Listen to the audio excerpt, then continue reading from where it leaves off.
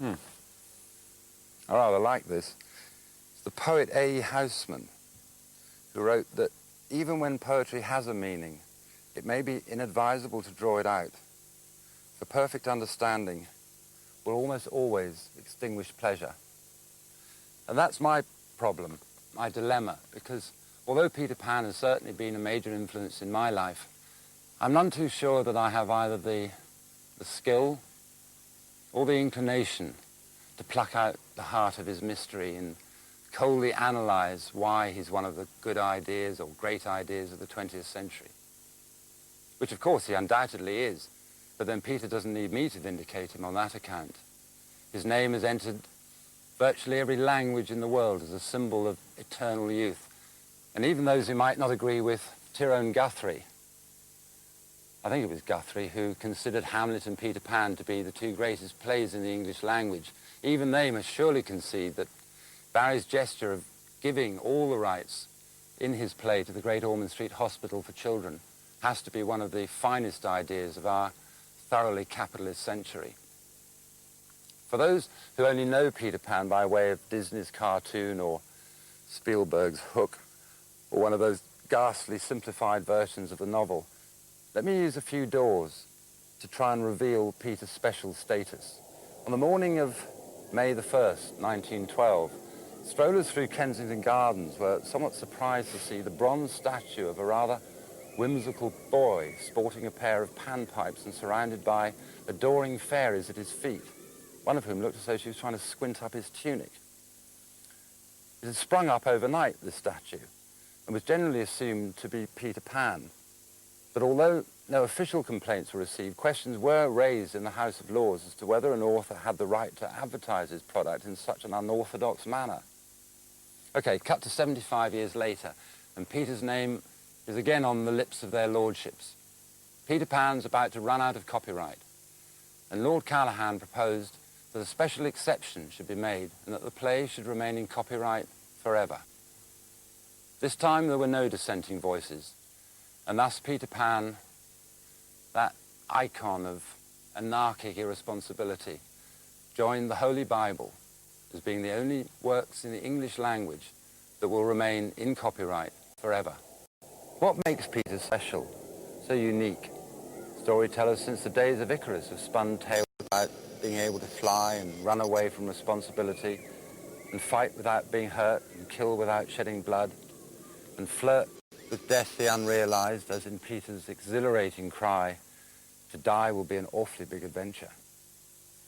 But what makes Peter so bewitching to me is that for all his cockiness, and to put it with brutal frankness, there never was a cockier boy, for all his conceit and heartlessness, he does remain so dreadfully vulnerable.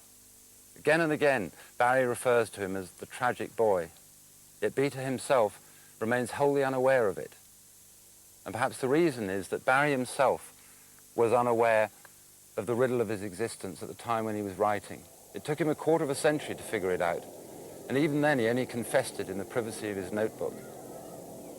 But if I tell you what that confession was, it won't mean anything at this point, unless you know something about Peter's origin. And for that we have to journey back to his childhood, to 1867, when James Matthew Barrie was born, the son of a Scottish weaver. For the first 6 years of his life, Barrie remained in the shadow of his elder brother, David, who was the apple of his mother's eye. But on the eve of his 14th birthday, David was killed in a skating accident. And such was his mother's grief that Barrie determined to replace the dead brother, becoming so like him that even his mother couldn't tell the difference.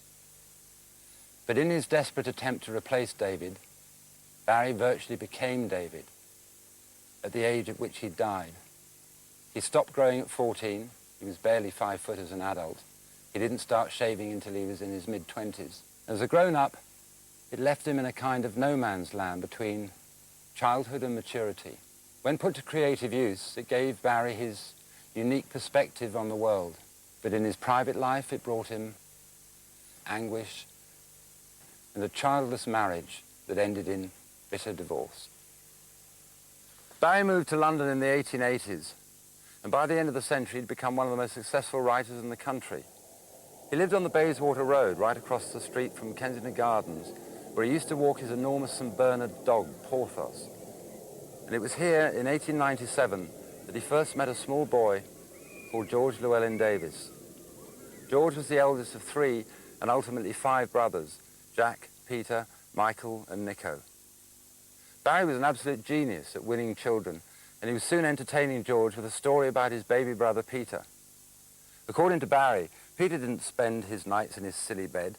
As soon as the others were asleep, he'd fly off to Kensington Gardens and start digging graves for babies who'd fallen out of their prams while their nurse was looking in the other direction. In the summer of 1901, Barrie invited the Davis family down to his country home, Black Lake Cottage, where he got the boys to act out fantastic pirate adventures, which he photographed with his camera. When the holiday was over, Barrie compiled these photographs into a book, which he called The Boy Castaways of Black Lake Island. He limited the edition to just the 2 copies, one of which he gave to the boy's father, who promptly went and left it on a train, doubtless his comment on the whole rather fantastic affair. A couple of years later, Barrie was asked to come up with a vehicle for the American actress Maud Adams. Now, if you look up the newspapers for October 1903, what is of interest is that 2 other great ideas, not entirely unconnected with Peter Pan, were also attempting to get off the ground in the same month. In the case of the Wright brothers, literally so. For on a windy plain in Ohio, they were tightening up the last bolts on their heavier-than-air machine in readiness to become the first men to fly without the aid of fairy dust. Meanwhile, in a musty patent office high in the Swiss mountains, a certain failed math student was trying to complete the equation of V equals MC something or other. Before writing any story, it was his method to jot down hundreds of one-liners and see if they started to lead anywhere. His notes for Peter Pan were long believed lost, but I happened by chance to stumble across them a few years ago, misfiled at Yale University. They're headed Fairy Notes and are dated precisely October the 13th, 1903. Note number 1, no one has grown-up ideas in this play. Note number 2, Peter Pan. Peter is Sprite inveiling children away from becoming grown up. All mothers fear him because of his drawing children away. Peter's against all parents because they make you think. Fun is all Peter wants. The notes now start to heat up. You can tell by Barrie's increasingly illegible scrawl. Perhaps Girl has a reputation for telling stories and Peter comes to hear them. He tries to get her to tell him a story. She refuses. He threatens, tortures her, etc. Wants the story of the babes in the wood. She yields to torture. This is all wonderful, because none of this is in the play. She yields to torture, tells a bit, then stops. He's in tears, and then threatens to kill her. The Boy Who Hated Mothers. Possible title, question mark. If Peter a demon boy and villain of the story, perhaps Mother gets round him in the end. Peter in agony at the idea of being a man, have a love affair, etc. Wants to be a happy boy all his life, not to see people dying that he loves. Here we have it. The horror of growing up, the root idea of Peter Pan. But here's what's really fascinating. From his later revision notes, it's clear that Barrie completed his first draft without any mention of Captain Hook at all. He didn't need a villain for the simple reason that he already had one, Peter Pan. Captain Hook's inclusion only came about as a result of a technical necessity. The stagehands needed a front cloth scene to give them time to change the scenery. All Barrie now had to do was to leaf through the pages of The Boy Castaways to find startling discovery that the island is the haunt of Captain Swarthy and his pirate crew. It seems to me that this afterthought of Captain Hook's inclusion was one of Barrie's great strokes of good fortune. Had he conceived of Peter as the hero from the outset, he might well have emerged as a one-dimensional character, not, in Tyrone Guthrie's words, as delicate as a moth, as deadly as a bomb. Barrie rewrote it 6 times, and in fact was still rewriting it on the eve of the opening night, trying to bridge gaps in the plot that had been deleted owing to the huge staging problems. And so it was that in these inauspicious circumstances, the curtain finally rose on J.M. Barrie's dream child. The audience consisted almost entirely of adults, and Barrie, who was now convinced that the play was going to be an utter disaster, as predicted by Tree, had instructed the orchestra to down instruments and clap their hands in response to Peter's appeal, "If you believe in fairies, clap your hands." But in the event, the audience's response was so overwhelming that Nina Busico, who was playing Peter, promptly burst into tears. The most perceptive critic was Tree's half-brother, Max Beerbohm, who wrote, "Mr. Barrie is not that rare creature, a man of genius. He's something even more rare, a child who, by some divine grace, can express through an artistic medium the childishness that is in him." Peter Pan was now set to conquer the world and join Alice in Wonderland as the two most celebrated creations in children's literature. The thing I particularly like about both Peter and Alice is the fact that they're so refreshingly free of any adult morals or sermonizing, and are wholly without any socially redeeming value. But what of Peter Pan himself? Was one drawn any closer to understanding the riddle of his existence? Barrie was always reluctant to elaborate. "I do loathe explanations," he said. But in 1908, when the play was produced in English before a French audience, he was obliged to write some program notes for their benefit. Peter Pan, or The Boy Who Would Not Grow Up, is a play for children and for those who once were children, by an author writing as a child.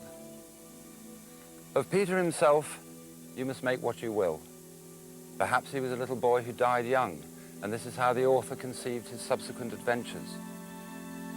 Perhaps he was a boy who was never born at all, a boy whom some people longed for, but who never came. It may be that those people hear him at the window more clearly than children do. The little boy who died young, well, that's clear enough. Barrie's elder brother David. The boy who was never born at all, the son that Barrie could never have. So which is he? Is he both? Is he neither? Or is he actually Barrie himself? You may remember that I mentioned something that Barrie wrote in his notebook that might provide a clue. Here's what I found. It's as if years after writing Peter Pan, its true meaning comes to me. My own desperate attempt to grow up, but can't. So who is Peter Pan? The boy who couldn't grow up, or the boy who wouldn't grow up?